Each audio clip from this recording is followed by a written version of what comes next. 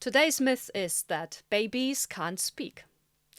Well, babies can cry, right? And in a way, crying is a very simple language. It gets the point across, it gets attention. I want my nappy changed. I'm hungry. I want comfort.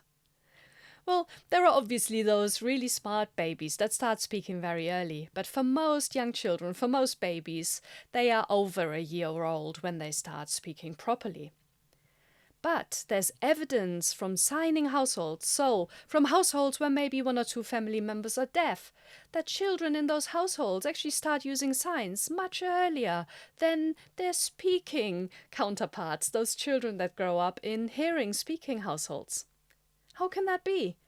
Well, this earlier signing is possible because the motor skills are developed already.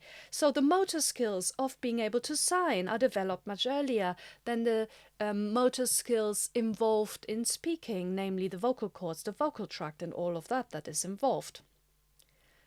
Now, this has been exploited by things like baby signing. For young parents these days, there are a lot of different things they can sign up to. Baby trampolining, all sorts of things, but baby signing is one of them. And many people do.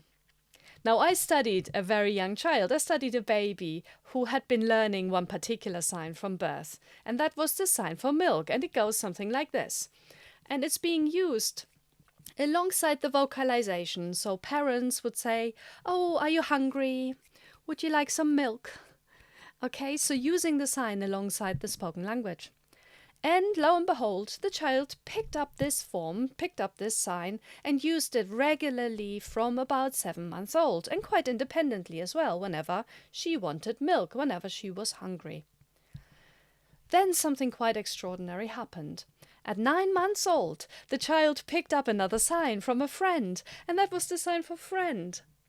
So her friend, her slightly older friend, made this sign, and then the baby picked this up and started using it independently. And this is when the parents realized that there was something to it and started going to baby signing classes as well, in the same way that her older friend had been doing. And they started to always use signs as they were speaking. So signs for animals, signs for things like pain, signs for anything that was relevant to the young baby.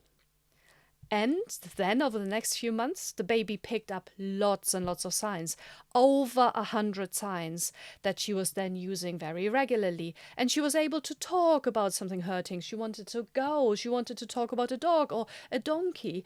Okay, so she had all these signs that she was able to use and express herself.